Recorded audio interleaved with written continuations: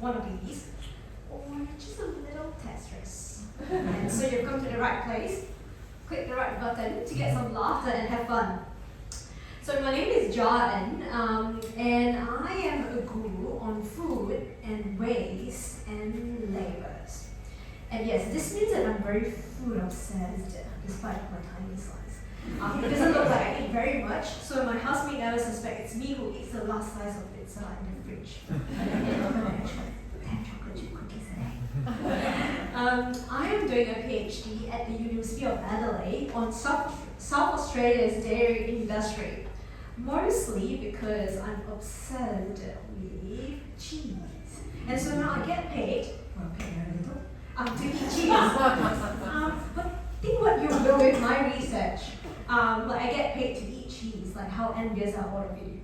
Like you enjoy your marketing job or your business job or your engineering job. Like I literally sit at my desk and eat cheese and I get paid for that.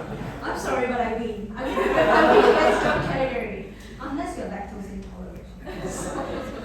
Look, I'll just tell you that I love cheese and I'm maybe I'm not even a scientist.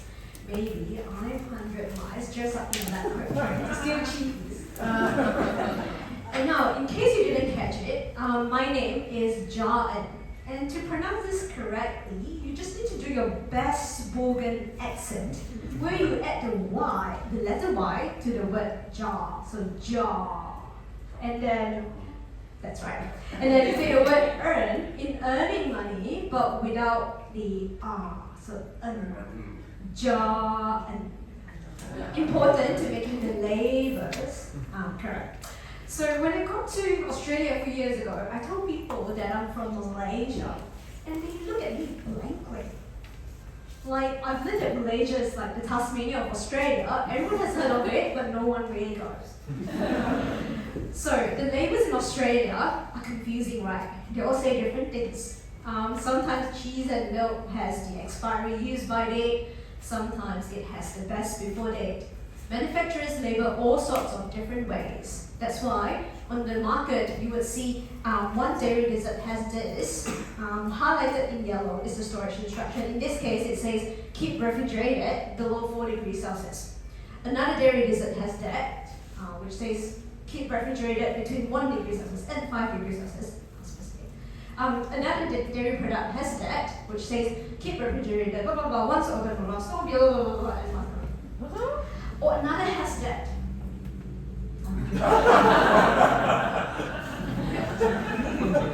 Like, what if manufacturers label more of the same way of formatting? Like, why do they need to have so many different type of wording and things? So my lifelong quest is to get more unanimous labeling so that we know how to better store our milks and not to experience in the morning pouring milk to your weekdays just to find it tastes like sour cream or cottage cheese. How annoying is it when it curdles in your nostril? So that's what my research is trying to achieve, harmonizing these labels. I work with manufacturers to make things easier for us, to find out if we can get some standard labels. If we have better labels with more unanimous formatting, wording, or location, it would help us to store things better and to waste less food. This would help us, for example, to store milk in the right way and to ensure that we know when to throw away dead milk or risk the bad case of barley belly. And I want to help you to reduce your dairy food waste, which is super important now that a litre of milk costs the same as a steak. So better labels, better storage, less food waste, less sour milk with pigs. Who's with me? Yay, good. And of course we know that dairy manufacturers, they have to follow the rules and regulations in labeling. But if only this much is being regulated, like that much, so manufacturers only need to follow that much. Limited guidance is available for manufacturers on labeling instructions on how to use and store the products. They are only required by the standards to put on these storage instructions on the product if they need these instructions to keep the product safe until the date that they put. So until the best before and until the use by dates that they put on the products. It doesn't specify the formatting, the wording, or the location of these instructions. That's why we would see so many variations on products on the market. For example, you might have seen some of these earlier. For example, having an entire instruction all capitalized, or an entire storage instruction all bolded, or both, all capitalized and all bolded, like my grandpa trying to text me telling that the dessert I made for him is delicious. All of them sound milk, but different formatting, hey. Like, sometimes you might even pick up a carton of milk, looking around the label and wondering where on earth is the instruction. Like, can you see, guys? Could you find out where the storage instruction is on this flavor milk? Yes. So, like, what you see on the market is pretty much dairy manufacturers' own responsibility. They like to do different things, maybe to stand up, or maybe like this. Seeing what other manufacturers do, and so they do the same. They can do whatever they want to do, as long as it complies with the limited standards and guideline. But nobody knows why they do what they do, and so why we observe so many variations. So that's what my research is trying to do, harmonizing these labels, because we need consistency, guys. Like, no more sour milk with big eggs. So how do I do this? I work with dairy manufacturers in South Australia to find out how and why they do the thing the way they do. That definitely don't mean that I'm going to the farm and speak to them or helping them to pump milk. But I survey them. Not easy though. Just like how you go into KFC and at the end of your order and it's been asked to fill out a survey and you'll be like, no thanks. And that's me at the little corner crying, hoping that the less than 100 dairy manufacturers in SA would see my survey and be willing to queue in for the $500 gift cards. Anyways, if anyone has a suggestion to get the dairy manufacturers to do my survey, I would have a suggestion box over there, or please come to talk to me after this. We need this, guys. We need them to tell us why they do the way they do, so that we can work together to harmonize the labels.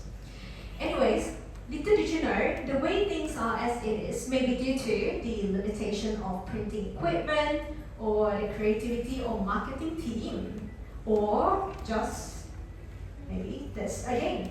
But it's not helpful for us, isn't it? Like, we already find it confusing or don't even know where it is. So what if manufacturers, they label more of like the same way or formatting, harmonizing these labels, it's possible.